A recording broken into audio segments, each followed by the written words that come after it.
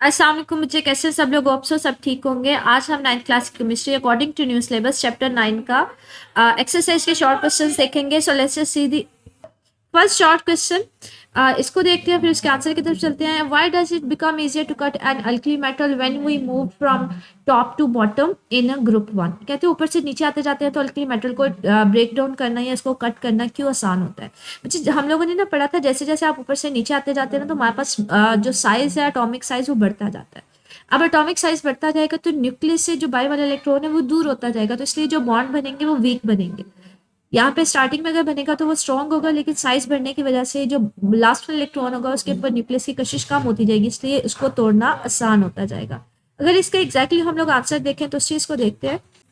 तो ये देखें, ये वहाँ यहाँ पे यही बात करें, अल्कली मेटल्स होते हैं बिकम सॉफ्टर होती हैं as we go down the group. जैसे जैसे हम ऊपर से नीचे आते जाते हैं तो हमारे पास बच्चे जो अल्कली मेटल्स हैं वो सॉफ्ट होती है। क्यों? क्योंकि उनके एटम्स जो है वो बड़े होते जाते हैं, इसलिए वो जो बॉन्ड बनाएंगे वो वीक बनाएंगे।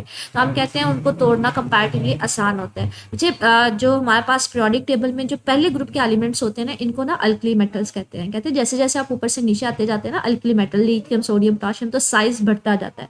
साइज बढ़ने की वजह से जो वो बॉन्ड बना रहे होंगे वो हमारे पास क्या होते जाएंगे? वीक होते जाएंगे, इसलिए इनको तोड़ना क्या होगा? आसान होगा। अगला हमारे पास शॉर्ट क्वेश्चन है, कहते हैं predict the reactivity of A potassium with towards halogen. के पोटेशियम किस तरह से हैलोजन के साथ रिएक्ट करते हैं, ये हमने ना इस टॉपिक में भी देखा था। यहाँ पे ये देखें, ये हमने ना रिएक्शन देखा था पोटाशियम का क्लोरीन के साथ। क्लोरीन बेसिकली एक हैलोजन है, ठीक है। तो पोटाशियम का हमने रिएक्शन देखा था हैलोजन के साथ, तो हमने कहा था ये बहुत ज़्यादा हमारे पास रिएक्शन वायलेंट रिएक्शन होते हैं। मतलब जब पोटाशियम को क्लोरीन के साथ ऐड करवाते हैं या रिएक्ट करवाते हैं तो आपके पास वहाँ पे धमाकेदार एक रिएक्शन होता है। तो इसके रिएक्शन में ये आ जाएगा, पोटाशियम जब क्लोरीन के साथ रिएक्ट करते हैं हैलोजन के साथ। ये जब क्लोरीन गैस को सोडियम को कंबाइन किया जाता है या पोटाशियम को, तो हमारे पास यहाँ पे ना धमाकेदार कह लेंगे रिएक्शन होता है। ये देखिए, ये जब हमने डिफरेंट मेटल्स को क्लोरीन के साथ ऐड करवाया था, जैसे लिथियम को हमने ऐड करवाया था तो किस इस तरह का रिएक्शन नहीं था। लेकिन जब हमने सोडियम को ऐड करवाया था, यहाँ पे थोड़ा सा धमाका हुआ था, मतलब थोड़ा सा शोला हुआ था। लेकिन अगर आप पोटाशियम को इसके अंदर ऐड करते हैं ना तो बहुत ज्यादा आपके पास वहाँ पे वायलेंट रिएक्शन होता है, ठीक है। तो ये हमने देखा था यहाँ पे। ये जब हमने फर्स्ट ग्रुप के प्रॉपर्टीज देखी थी तो वहां पे हमने ये चीज देखी थी कि हमारे पास जब आप लिथियम को क्लोरीन के साथ ऐड करवाते हैं तो वहां पे सिर्फ हीट प्रोड्यूस होती है। सोडियम को क्लोरीन के साथ करवाते हैं थोड़ा सा विगोरियस रिएक्शन होता है। लेकिन अगर पोटाशियम को करवा देते हैं तो मुझे ये बहुत ज्यादा वायलेंट रिएक्शन होता है। जैसे ये यहाँ पे ना तीनों का कंपैरिजन भी किया हुआ है, ठीक है। तो आपके पास यहाँ पे आप इसके आंसर में ये वाला लिख सकते हैं, ये रिएक्शन लिख सकते हैं कि वो किस तरह से रिएक्शन करते हैं। अगर की बुक से इसका आंसर देखें तो वो भी देख लेते हैं। हमारे पास की बुक में मुझे ये देखें, ये कह रहा है पोटाशियम जो होता है वो बहुत ज्यादा विगोरियस रिएक्शन देता है लाइक क्लोरीन के साथ। वो क्लोरीन की एग्जाम्पल दे रहा है, तो उसके साथ आपके पास काफी ज्यादा एनर्जी भी रिलीज होती है और शोला भी एनर्जी रिलीज होता है और आपके पास साल्ट बन रहा होता है। तो आप इसके साथ ये वाला रिएक्शन भी लिख दें तो ज्यादा अप्रोप्रिएट है कि पोटाशियम को क्लोरीन के साथ रिएक्ट करवा दें। तो साथ में ये वाली क्वेश्चन लिखते हैं या वो दो लाइनों का लिख लें तो वो ज्यादा जैसे भी आपकी चॉइस है, ठीक है। आगे हमारे पास शॉर्ट क्वेश्चन है, कहते हैं in the following reaction chlorine act as a reducing agent. Chlorine हमारे पास रिड्यूसिंग एजेंट है, तो हमारे पास फिर सॉरी ऑक्सीडाइजिंग एजेंट है, तो रिड्यूसिंग एजेंट कौन सा होगा? मुझे अगर क्लोरीन मेरे पास ऑक्सीडाइजिंग है तो ऑफ कोर्स मेरे पास रिड्यूसिंग कौन सा होगा? NaBr होगा, ठीक है। पहले तो हम लोग देखते हैं मुझे हमारे पास रिड्यूसिंग एजेंट या ऑक्सीडाइजिंग एजेंट होता क्या है। अच्छा, यहाँ पे पेज नंबर 121 के ऊपर हमने रिड्यूसिंग एजेंट पढ़ा था। ऑक्सीडेशन क्या होती है? जिसमें कोई इलेक्ट्रॉन जो है वो लूज कर रहा होता है, और जो इलेक्ट्रॉन लूज कर रहा होता है बच्चे उसको रिड्यूसिंग एजेंट कहते हैं। तो जो इलेक्ट्रॉन लूज कर रहा होगा उसको रिड्यूसिंग एजेंट कहते हैं। जो गेन कर रहा होता है उसको हम नाम देते हैं ऑक्सीडाइजिंग एजेंट का, ठीक है। तो यहाँ पे ना ये स्टार्टिंग में इलेक्ट्रॉनिक कन्फिग्रेशन होती है, क्लोरीन होता है मतलब ये गैस होती है, तो ये न्यूट्रल होती है।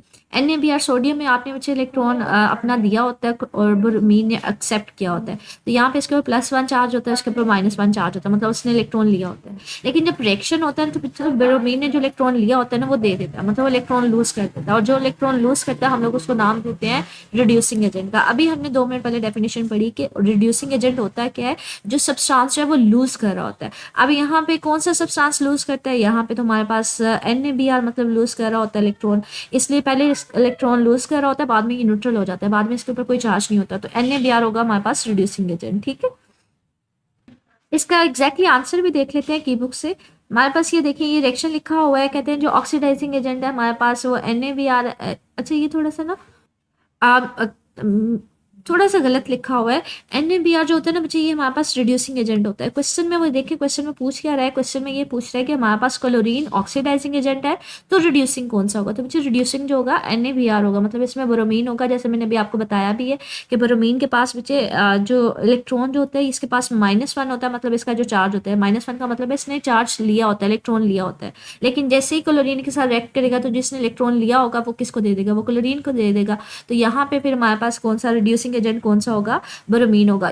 NaBr होगा जो अपना इलेक्ट्रॉन लूज करेगा। ठीक है, आगे हमारे पास क्वेश्चन है फोर्थ वाला, why does iodine exist in solid state at room temperature. कहते हैं हम लोगों ने बच्चे आयोडीन के केस में या हैलोजेंस के केस में हमने पढ़ा था कि जैसे जैसे हम ऊपर से नीचे आते जाते हैं तो हमारे पास हैलोजेंस जो होते हैं ना उनमें साइज बढ़ता जाता है। हैलोजन होते क्या है? पीरियोडिक टेबल में बच्चे जो 7वें ग्रुप के एलिमेंट्स होते हैं ना उनको हम लोग हैलोजेंस बोलते हैं। और हम लोग ये बात पढ़ते आए हैं कि जैसे जैसे हम ऊपर से नीचे आते जाते हैं तो साइज बढ़ता जाता है। तो आयोडीन का बच्चे हमारे पास कंपैरेटिवली साइज बढ़ता है। जब ये बॉन्ड बनाएगा तो वो बड़ा मॉलिक्यूल के फॉर्म में बनेगा। तो ये देखिए क्लोरीन क्लोरीन ब्रोमीन की निस्बत जो आयोडीन है इसका साइज बड़ा होता है, इसमें ज़्यादा नंबर ऑफ पार्टिकल्स होते हैं, तो इसलिए जो बॉन्ड बनाता है ये बड़े मॉलिक्यूल के, इसका मॉलिक्यूल का साइज काफ़ी बढ़ता है। तो अगर इसको तोड़ना है तो इसको एनर्जी भी ज़्यादा देनी पड़ती है, तो हम कहते हैं ये ज़्यादा स्टेबल होता है। ठीक है, तो इसलिए हम कहते हैं कि हमारे पास ब्रोमीन जो होता है ना वो सॉलिड स्टेट में होता है एज रूम टेम्परेचर, मतलब इसमें फोर्स जो होगी वो ज़्यादा बड़ा मॉलिक्यूल होने की वजह से फोर्स भी ज़्यादा होगी, इसलिए हम कहते हैं ये सॉलिड स्टेट में होगा, ये स्टेबल होगा। ठीक है, पांचवा जो है बच्चे क्वेश्चन शॉर्ट सिलेबस के अकॉर्डिंगली कटिंग हुई हुई है तो इसको हम नहीं देखेंगे। आगे कंस्ट्रक्टेड रिस्पांस क्वेश्चंस में चलते हैं। कहते हैं which noble gas should have the lowest boiling point and why. क्या आपके पास नोबल गैस कौन सी है जो है उसका सबसे लोएस्ट बॉइलिंग पॉइंट होना चाहिए? अच्छा, पीरियोडिक टेबल में बच्चे जो 18वें ग्रुप के एलिमेंट्स होते हैं इनको नोबल गैसेस कहते हैं। ये किसी के साथ रिएक्शन नहीं करती क्योंकि इनका बाहर वाला शेल पूरा होता है। अब कहते हैं इन सारी नोबल गैसेस में सबसे कम बॉइलिंग पॉइंट किसका होगा? हमारे पास बच्चे नोबल गैसेस में अगर देखें ना, हीलियम एक वाहद गैस है जिसके बाहर वाले शेल में सिर्फ 2 इलेक्ट्रॉन्स होते हैं, लेकिन जैसे नीचे आते जाते हैं बाहर वाले शेल में 8 इलेक्ट्रॉन्स होंगे।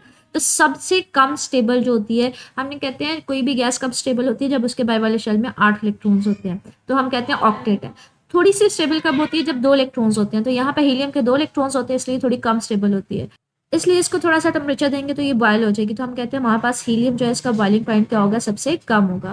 तो अगर इसके आंसर की तरफ देखें तो बच्चे यहाँ पे बता रहा है हीलियम का लोएस्ट बॉइलिंग पॉइंट होता है क्योंकि ये स्मॉलेस्ट सबसे छोटा है। जैसे जैसे ऊपर से नीचे आ रहे थे बच्चे साइज बढ़ रहा था ना हीलियम में, आप ऊपर से नीचे आते जाते हो तो साइज क्या हो रहा है? हमारे पास बढ़ है। पहली रीजन क्या है कि ये सबसे छोटा है। ठीक है, जिसकी वजह से ये जो मॉलिकुलर फोर्सेस बनाएगा वो स्ट्रॉन्ग नहीं होंगी, वो बहुत ज़्यादा वीक होंगी, जिसकी वजह से इसको तोड़ना क्या होगा? कंपैरेटिवली आसान होगा। एक साइज छोटा होता है, दूसरा ये डुप्लेट होता है। ठीक है, अगला शॉर्ट क्वेश्चन देखते हैं। कहते हैं compare the reactions of the alkali metals with chlorine. आपने क्लोरीन के साथ अल्कली मेटल्स के रिएक्शंस देखने चाहिए, ये हमने देखा था। ये पेज 120 पे ना ये अल्कली मेटल्स के रिएक्शंस थे, लिथियम के, सोडियम के, पोटाशियम के, तो आप इनके साथ ये 3 इक्वेशंस लिख सकते हैं। जैसे मैंने अभी आपको फिगर में दिखाया भी था पहले, अगर इनके रिएक्शन को कंपेरिजन किया जाए ना तो बच्चे हमारे पास क्लोरीन को जब लिथियम के साथ ऐड किया जाता है तो रिएक्शन इतना ज्यादा फास्ट नहीं होता, तो नॉर्मल हीट एनर्जी प्रोड्यूस होती है। यहाँ पे क्या होता है?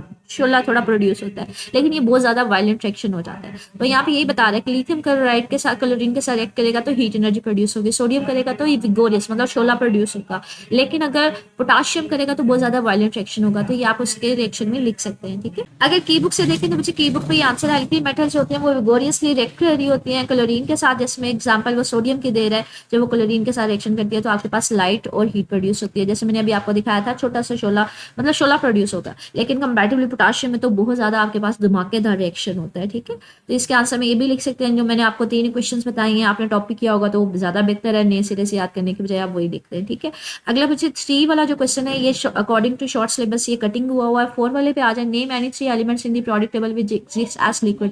आपने 3 एलिमेंट्स बताने हैं जो हमारे पास लिक्विड के फॉर्म में एग्जिस्ट करते हैं। तो यहाँ से की बुक से इसको देख लीजिएगा। बल्कि मरकरी जो होती है बच्ची लिक्विड फॉर्म में होती है। ठीक है, मरकरी थर्मोमीटर, जहाँ पे थर्मोमीटर में जो हम लोग आप लोगों ने चेक करना हो ना टेम्परेचर, तो थर्मोमीटर में मरकरी को फिल किया जाता है, ये लिक्विड फॉर्म में होती है। ब्रोमीन भी हमारे पास लिक्विड फॉर्म में होती है और गैलियम भी हमारे पास क्या होती है? लिक्विड फॉर्म में होती है। तो ये 3 हमारे पास एलिमेंट्स हैं जो लिक्विड फॉर्म में है। पीरियोडिक टेबल में ये जितने भी एलिमेंट्स में वो उसमें पूछ रहा है कि कोई 3 बता दें जो हमारे पास लिक्विड फॉर्म में होते हैं। ठीक है, आगे हमारे पास ट्रांजिशन मेटल्स वो पूछ रहा है क्यों डिफरेंट होती हैं फ्रॉम नॉर्मल एलिमेंट्स। तो इसमें हमने ये देखा था जब टॉपिक किया था ट्रांजिशन मेटल्स का, तो इसकी प्रॉपर्टीज बता रहा है। तो जो ट्रांजिशन मेटल्स क्या होती है बच्चे, ये जो हमारे पास पीरियोडिक टेबल में ये दरमियान वाले एलिमेंट्स होते हैं ना 3 से ग्रुप लेके 12 तक, इनको ट्रांजिशन मेटल्स कहते हैं। कहते हैं ये सारी डिफरेंट होती हैं। पहली बात की ये सारी कलरफुल होती हैं। दूसरी बात ये 3 से लेके 12 तक बच्चे ये हमारे पास जो ट्रांजिशन मेटल्स होती है इनकी जो सबसे बाहर वाला इलेक्ट्रॉन होगा ना वो डी सब शेल में होगा, तो इनको डी सब शेल्स भी एलिमेंट्स भी बोला जाता है, डी ब्लॉक एलिमेंट्स, ठीक है। तो ये वही बात करें कि एक तो पार्शली फिल्ड हमारे पास इसमें जो इलेक्ट्रॉन्स होते हैं वो डी ऑर्बिटल्स में होते हैं, यूनिक प्रॉपर्टीज होती है, ये कलरफुल आपको बॉन्ड बना के देते हैं, और ये मोस्ट कॉमनली किसी कैटालिस्ट के तौर पे इस्तेमाल इनको किया जाता है, ठीक है। और वेरिएबल इनकी ऑक्सीडेशन स्टेट्स होती है, ये एक से ज़्यादा इलेक्ट्रॉन्स जो है वो डोनेट कर सकती हैं, मतलब दे सकती हैं। तो ये जो हमने टॉपिक किया था ना ट्रांजिशन मेटल्स में, उसमें इसको एक दफ़ा ज़रूर गो थ्रू कर लीजिएगा, आपको उसमें डिटेल में ट्रांजिशन मेटल्स को प्रॉपर्टीज़ को बताया हुआ है। आगे लॉन्ग क्वेश्चन पे आ जाए, मुझे डिस्क्रिप्टिव क्वेश्चन पे कहते हैं explain the role of the catalytic converter in the automobile. तो ये भी हमने टॉपिक देखा था कैटालिटिक वाला, ये पेज नंबर हमारे पास था, पेज नंबर 123 पे हम लोगों ने ये कैटालिटिक कन्वर्टर देखा था कि हमारे पास ये सारा इसके आंसर में आ जाएगा, ठीक है। जो लास्ट वाला पैसेज है ये हमारे पास टॉपिक था ग्रुप ट्रांजिशन मेटल्स की प्रॉपर्टीज, ठीक है। तो इसका जो लास्ट पैसेज है वो इसका आंसर होगा। अगले क्वेश्चन पे आ जाए, कहते हैं why do chemical activities of the alkali metals increase down the group, लेकिन इन केस ऑफ हैलोजन वो डिक्रीज हो रही होती है। बच्चे अल्कली मेटल्स में जब आप ऊपर से नीचे आ रहे होते हैं तो साइज बढ़ रहा होता है, साइज बढ़ रहा होता है तो बाई वाले इलेक्ट्रॉन्स को लूज करना वो आसान होता जाता है। तो इसलिए हम कहते हैं जैसे जैसे आप ऊपर से नीचे आते जाएंगे इलेक्ट्रॉन्स को बाई वाला जो सबसे बाई वाला इलेक्ट्रॉन होगा उसका निकालना आसान होगा, तो इनकी रिएक्टिविटी बढ़ेगी। लेकिन अगर आप हेलोजेंस की बात करें जो ऊपर से नीचे, इसमें क्या होते हैं, इनके बाई वाले शेल में 7 इलेक्ट्रॉन्स होते हैं। अब इन्होंने लेना होता है, अब कितनी कशिश के साथ उसको लेंगे उतनी ज्यादा उनकी रिएक्टिविटी ज्यादा होगी। अब यहाँ पे साइज कम है तो इलेक्ट्रॉन आने वाले जो न्यूक्लियस होगा ना आने वाले इलेक्ट्रॉन को कशिश के साथ खींचेगा, लेकिन जैसे जैसे साइज बढ़ता जाएगा बच्चे डिस्टेंस ज्यादा होता जाएगा, फोर्स कम होती जाएगी, तो आने वाले इलेक्ट्रॉन को इतनी ज्यादा फोर्स नहीं फील होगी। तो हम कहते हैं जैसे जैसे आप ऊपर से नीचे आते जा रहे हैं रिएक्टिविटी कम हो रही है, क्यों? क्योंकि आने वाले इलेक्ट्रॉन को फोर्स ही नहीं फील हो रही होती, कम हो जाती है। तो इसलिए हम कहते हैं कि आपके पास रिएक्शन जो है वो रिएक्टिविटी कम हो रही होती है। अब इसी चीज को आंसर वो कह रहा है कि हमारे पास हेलो कंपैरिजन किया हुआ है, अल्कली मेटल्स में हमारे पास क्यों इंक्रीज होता है, क्योंकि साइज बढ़ने की वजह से बर्फ वाला इलेक्ट्रॉन जो है ना उसको निकालना आसान हो जाता है। हेलोजेंस में ऊपर से नीचे क्यों, साइज बढ़ने की वजह से इलेक्ट्रॉन को जो एक्सेप्ट किया होता है उसको फोर्स नहीं लग रही होती, इतनी ज्यादा वो वीकर फोर्स होती है, तो हम कहते हैं उसको एक्सेप्ट करना मुश्किल हो रहा होता है। तो ये हमारे पास उसकी बेसिकली रीजन होती हैं। अगले लॉन्ग क्वेश्चन पे चलते हैं, मुझे थर्ड वाला कटिंग हुआ हुआ है, तो फोर्थ वाले पे चलते हैं। बहुत alkali metals and halogens are very reactive metals with role opposite to each other. कहते हैं इन दोनों में जो रिएक्शंस होते हैं वो एक दूसरे के ऑपोजिट होते हैं। एक्सप्लेन, तो वही जो बात अभी मैंने 2 मिनट पहले की है। अल्कली मेटल्स क्या होती है बच्चे, इनके बाई वाले शेल में एक ही इलेक्ट्रॉन होता है, तो ये अपना एक इलेक्ट्रॉन जो है वो लूज कर रही होती है, ठीक है। और जो हेलोजेंस होते हैं उनके बाहर वाले इलेक्ट्रॉन में 7 शेल में 7 इलेक्ट्रॉन्स होते हैं, तो वो इलेक्ट्रॉन एक्सेप्ट कर रही होती है, तो इनका ऑपोजिट बिहेवियर होता है। जो अल्कली मेटल्स होती हैं वो इलेक्ट्रॉन डोनेट कर रही होती हैं, जो हेलोजेंस होती हैं वो एक्सेप्ट कर रही होती है, तो इसी तरह से हम कहते हैं इनका ऑपोजिट रिएक्टिव होता है। आगे वो इसी चीज को बता रहा है कि हमारे पास जो मेटल्स होती हैं सॉरी जो मेटल्स अल्कली मेटल्स होती हैं वो अपना एक इलेक्ट्रॉन लूज करके कैटायंस बनाती हैं। जो इलेक्ट्रॉन लूज करते हैं ना उसके ऊपर पॉजिटिव चार्ज आ जाता है, और जिसकी वजह से हम कहते हैं वो स्ट्रॉन्ग रिड्यूसिंग एजेंट होता है। हैलोजेंस क्या होती है, वो इलेक्ट्रॉन्स को एक्सेप्ट करके, अगर कोई इलेक्ट्रॉन को एक्सेप्ट करता है तो उसके ऊपर नेगेटिव चार्ज आ जाता है, तो हम कहते हैं उनकी जो रिएक्टिविटी है वो डाउन द ग्रुप कम हो रही होती है। और वो बेसिकली इलेक्ट्रॉन क्यों लेना चाह रहे होते हैं, वो अपने 8 इलेक्ट्रॉन्स पूरे करना चाह रहे होते हैं। लाइक ये मेरे पास डायग्राम है, ये सोडियम फॉर एग्जांपल एक अल्कली मेटल है, इसके बाई वाले शेल में एक इलेक्ट्रॉन है। ये क्लोरीन है जो हैलोजन है, इसके बाई वाले शेल में 7 इलेक्ट्रॉन है। अब इसने एक इलेक्ट्रॉन लूज करना है, तो ये हम कहते हैं जो लूज करते हैं ना उसके ऊपर प्लस चार्ज आ जाता है, लेकिन क्लोरीन क्या कर रहा होता है, एक्सेप्ट कर रहा होता है, इसलिए उसके ऊपर नेगेटिव चार्ज आ जाता है। तो हम कहते हैं इन दोनों की टेंडेंसी एक दूसरे की रिएक्टिविटी एक दूसरे के ऑपोजिट होती है। अल्कली मेटल्स लूज करती हैं, हैलोजेंस जो होते हैं वो गेन कर रहे होते हैं, ठीक है। आगे हमारे पास लॉन्ग क्वेश्चन है, कहते हैं why hydrogen bromide is thermally unstable as compare to hydrogen chloride. अच्छा, ये हमने पढ़ा था कि जैसे जैसे आप ऊपर से नीचे आते जाते हैं हैलोजेंस के केस में, तो बॉन्ड क्या होता जाएगा, वो वीक होता जाएगा, क्योंकि साइज बढ़ता जा रहा है, साइज बढ़ता जा रहा है, तो हमारे पास बॉन्ड जो बनाएंगे ये कमजोर होगा हाइड्रोजन के साथ, तो हम कहेंगे उसको तोड़ना आसान होता है। लाइक अगर ये देखें फ्लोरीन और हाइड्रोजन में ना बॉन्ड बना है। अब बॉन्ड लेंथ क्या होती है बच्चे, जितना हाइड्रोजन के न्यूक्लियस से लेके फ्लोरीन के न्यूक्लियस तक का जो डिस्टेंस होता है, बॉन्ड लेंथ या बॉन्ड का जितना छोटी होगी उतना स्ट्रॉन्ग होता है। अब ये देखें जैसे जैसे नीचे आते जा रहे हैं जो हेलोजन है, हाइड्रोजन तो चेंज नहीं हो रहा है लेकिन हेलोजन का साइज बढ़ता जा रहा है। अब दोनों के सेंटर्स के दरमियान डिस्टेंस ज्यादा हो जाएगा तो हम कहते हैं बॉन्ड कमजोर हो जाएगा। यहाँ पे मजीद ज़्यादा हो गया, यहाँ पे और कमज़ोर हो गया, यहाँ पे मजीद ज़्यादा हो गया तो यहाँ पे कम हो गया। तो इसलिए हम कहते हैं जैसे जैसे नीचे आते जा रहे होते हैं बॉन्ड कमज़ोर हो जाता है, तो इसलिए हम कहते हैं स्टेबिलिटी उसकी कम हो जाती है। थोड़ी सी एनर्जी देंगे तो बॉन्ड टूट जाएगा, तो उसको कहते हैं लो थर्मल स्टेबिलिटी होती है। तो ये मैंने आपको टॉपिक भी करवाया था, उसी के अंदर आ जाएगा। ये देखिए ये पेज नंबर है आपके पास 122, इससे ऊपर है हेलोजेंस की प्रॉपर्टीज में। नहीं, ये वाला जो लास्ट वाला है इसमें थर्मल स्टेबिलिटीज हमने पढ़ी थी। अब यहाँ से टॉपिक से करना चाह रहे हैं तो ये पैसेज कर लेंगे, वरना की बुक से करना चाह रहे हैं तो वहां से भी कर सकते हैं। यहाँ पे उसकी कह रहा है कि हाइड्रोजन ब्रोमाइड जो है वो वीकर बॉन्ड होता है as compare to hydrogen chloride. क्यों? हाइड्रोजन ब्रोमाइड के केस में जैसे जैसे आप ऊपर जाते हैं साइज बढ़ता जाता है, बॉन्ड लेंथ जो होते हैं वो हमारे पास बढ़ने की वजह से बॉन्ड कमजोर हो जाता है, इसलिए वो थोड़े से टेम्परेचर पे ही टूट जाएगा, तो हम कहते हैं वो अनस्टेबल होता है। ठीक है, इसमें ये लिख सकते हैं, या फिर जो बुक से हमारे पास लास्ट टॉपिक जो हमने टॉपिक किया था वो कर सकते हैं। अच्छा, जो छठा क्वेश्चन है ये क्रॉस हुआ है सातवें पे। आज हम सातवां देखते हैं लॉन्ग क्वेश्चन में। Vanadium pentoxide is preferred over platinum in the oxidation of sulphur dioxide given reason. मुझे ये हमने किया था ट्रांजिशन के टॉपिक में ना, हमने ये वाला टॉपिक किया था। प्लैटिनियम को हम लोग यूजुअली यूज करते हैं, लेकिन इसकी निस्बत हम लोग क्या करेंगे, वेनेडियम पेंटॉक्साइड को यूज कर लेते हैं। क्यों? इसमें मुझे ये दो क्वेश्चंस भी आएंगे, क्योंकि जो प्लैटिनम होता है उसकी दो रीजन होती हैं। एक तो वो एक्सपेंसिव होता है इसलिए यूज नहीं करते, दूसरा अगर कोई थोड़ी सी भी इम्प्योरिटी होगी ना आर्सेनिक सल्फर डाइऑक्साइड के अंदर तो ये हमारे पास काम नहीं करेगा, इसलिए वेनेडियम पेंटॉक्साइड जो है वो प्रेफरेबल होता है। तो ये दो चार तीन लाइनें और साथ में ये डायरेक्शन लिख लें तो बेहतर है। ठीक है, की बुक से इसका आंसर ये है कि वो जो वेनेडियम पेंटॉक्साइड होता है ये ज़्यादा एक्सपेंसिव भी नहीं होता है, ये एफिशिएंट होता है, ये पूरा काम भी करता है। लेकिन जो प्लैटिनम होता है वो एक्सपेंसिव भी होता है, और अगर थोड़ा सी इम्प्योरिटी होगी तो ये खराब भी हो जाएगा। ठीक है, आगे क्वेश्चन पे आ जाए इन्वेस्टिगेटिव क्वेश्चन के ऊपर। Explain the role of sodium as a heat transfer agent in the atomic nuclear power, which property of sodium utilise in this role.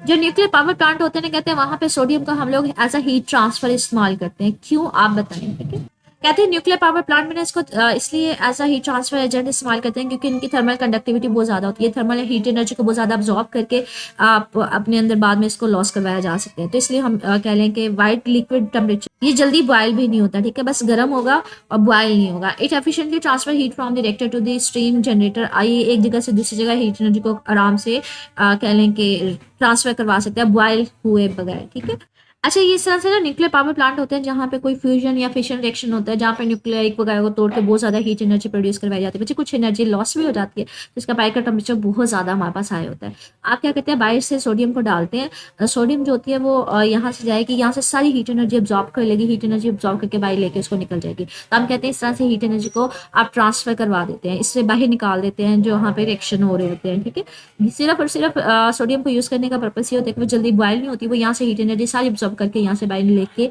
उसी तरह से आ जाएगी। ठीक है, उससे अगला क्वेश्चन हमारे पास है, कहते हैं why and how lithium behave differently from rest of the alkali metals. जी, इसका लिथियम का कंपैरिजन है कि हमारे पास आप वैसे ही देख लेंगे लिथियम जैसे टॉप टू बॉटम हम आते जाएंगे साइज बढ़ता जाएगा, तो लिथियम का साइज सबसे कम होता है। ठीक है, तो यहाँ पे जो न्यूक्लियस की अट्रैक्शन है बाय बाय इलेक्ट्रॉन्स के ऊपर वो ज़्यादा होगी, इसलिए इसको निकालना मुश्किल होता है, तो आपको ज़्यादा एनर्जी देनी पड़ती है। तो हम कहते हैं हाई आयोनाइजेशन एनर्जी होती है, मतलब इलेक्ट्रॉन को निकालने के लिए आपको ज़्यादा एनर्जी देनी पड़ती है। तो इसके आंसर की तरफ चलते हैं। हमारे पास जो की बुक में है, कहते हैं हमारे पास लिथियम का साइज कम होता है, इसलिए हाई आयोनाइजेशन एनर्जी, मतलब इलेक्ट्रॉन को निकालने के लिए ज़्यादा एनर्जी देनी पड़ेगी। अगर वो बॉन्ड बनाएगा तो वो स्ट्रॉन्ग होंगे।